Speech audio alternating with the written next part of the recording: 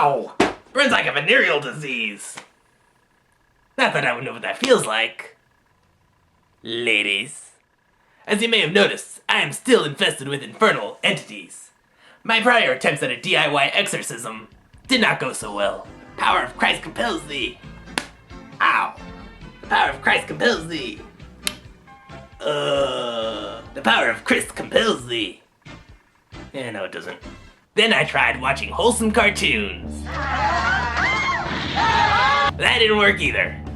So I'm gonna give this anime one more chance. Allow me to be your shepherd down memory lane as we revisit the Flying House.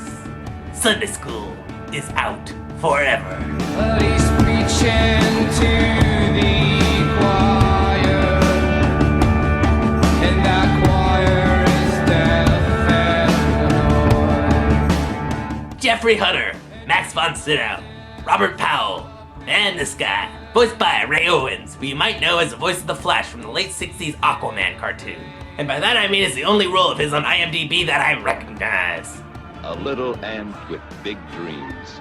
Thank you, Flash. Add some echoes. You got Jesus. Unclean spirit, come out of this man. Jesus Christ is one of the most well-known and beloved mascots of all time, next to Mickey Mouse, Ronald McDonald, and Mr. Salty.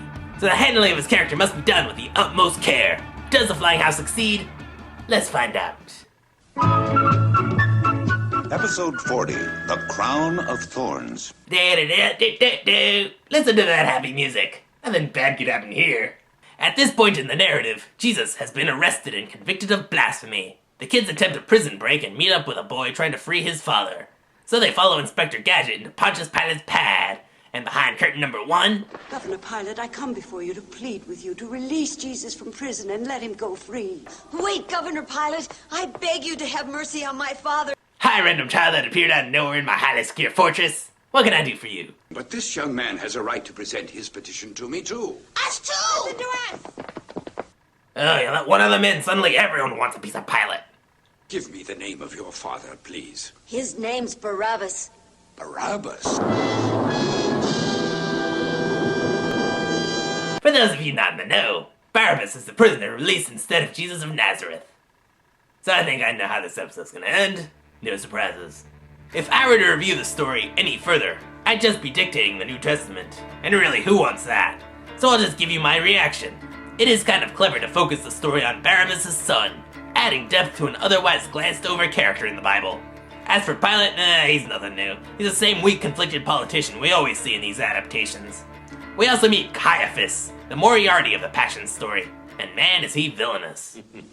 I couldn't care less what happens to his father, but Jesus must be put to death at all costs.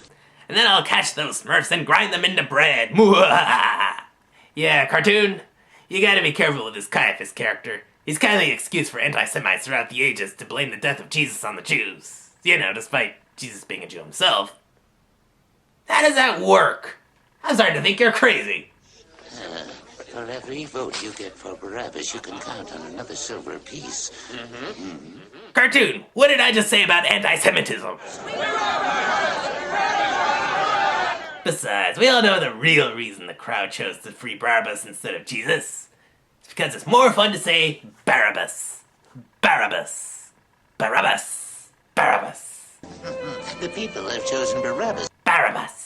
This means Jesus will be crucified! That's impossible! Come on! Jesus is gonna get nailed to the cross? I totally did not see this coming. It's not like I'm from the future and know what's gonna happen. The Romans prepared Jesus for the sauna. And just when I thought I could take this cartoon seriously... Go! Let him go! This'll help them see the light. Oh, no. This was totally one of the Stations of the Cross. Condemned to death. Given the cross. The first fall. Robot headlight attack. Next episode. Episode 41, Golgotha. Man, that music can make anything happy. Nothing bad could possibly happen here, kids. Next in the roster of biblical characters, Simon of Cyrene. Ugh, he's no Sidney Poitier. Oh, I've not heard of the criminal called Jesus. He's no criminal! He's very respectable! Oh, I see by the blank emotionless gaze on your face that you're very passionate about this. Bye-bye! Hey, wait! I'm coming with you. Ugh, put on some pants first, please. Oh look, it's the man of the hour. Watch those kids. You're not being friendly. Station across number 5. Robot chokehold.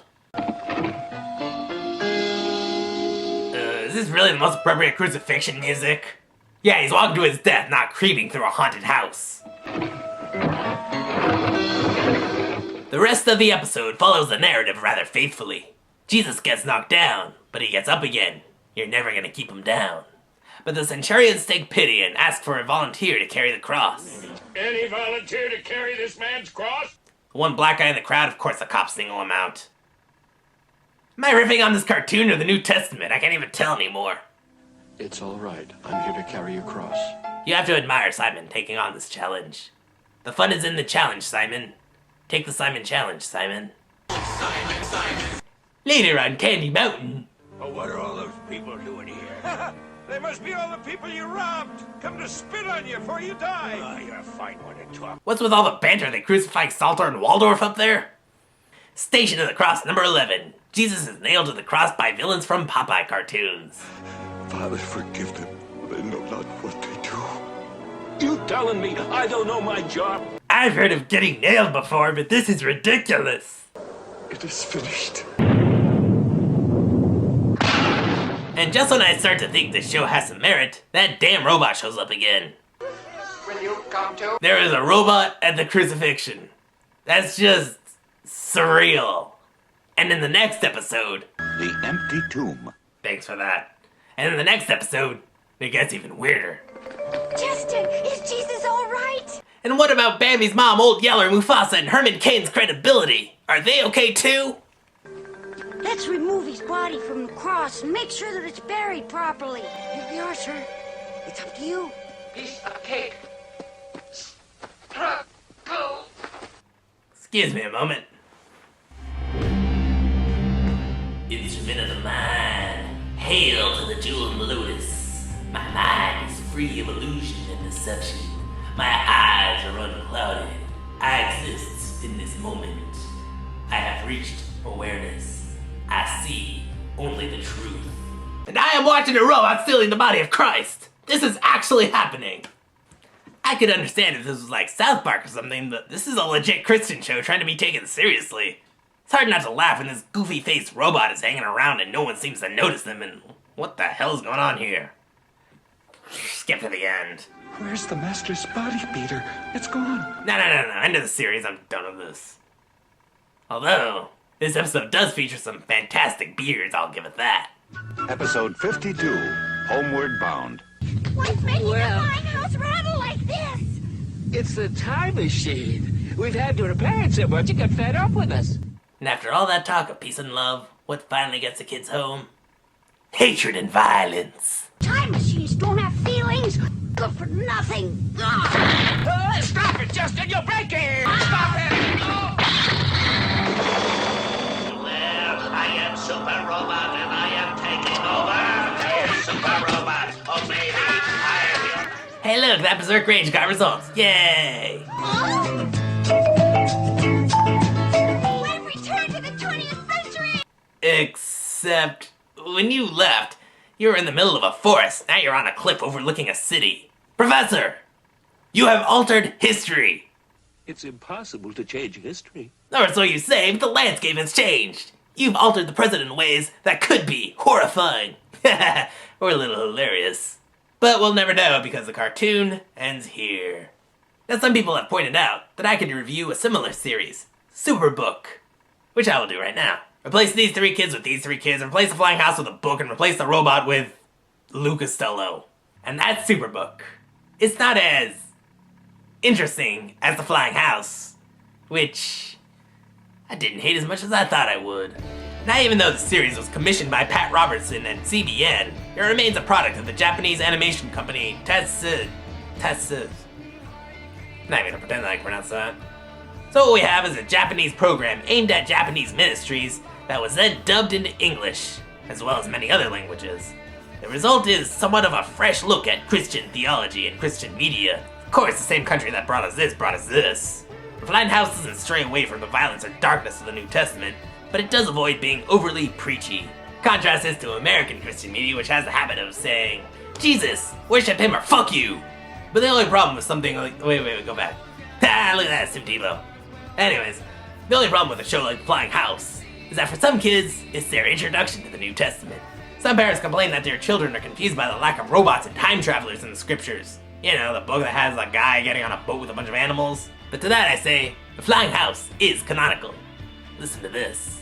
I looked and I saw a windstorm coming out of the north, an immense cloud with flashing lightning and surrounded by brilliant light.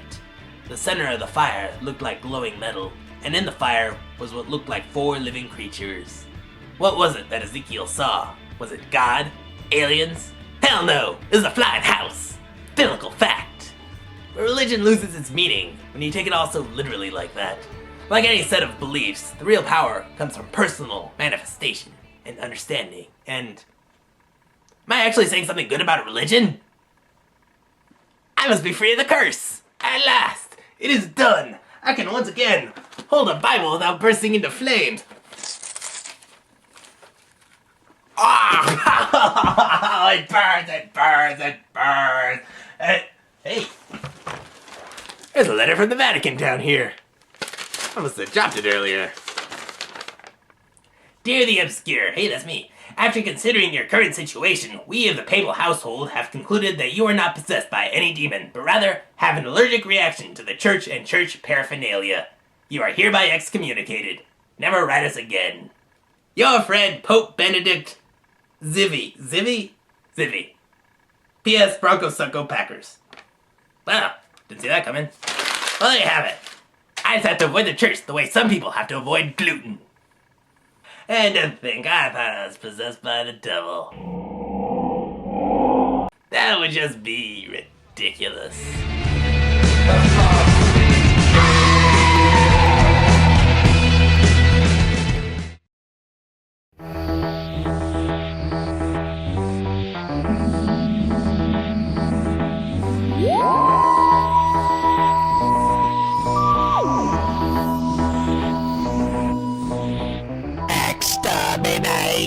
Exterminate!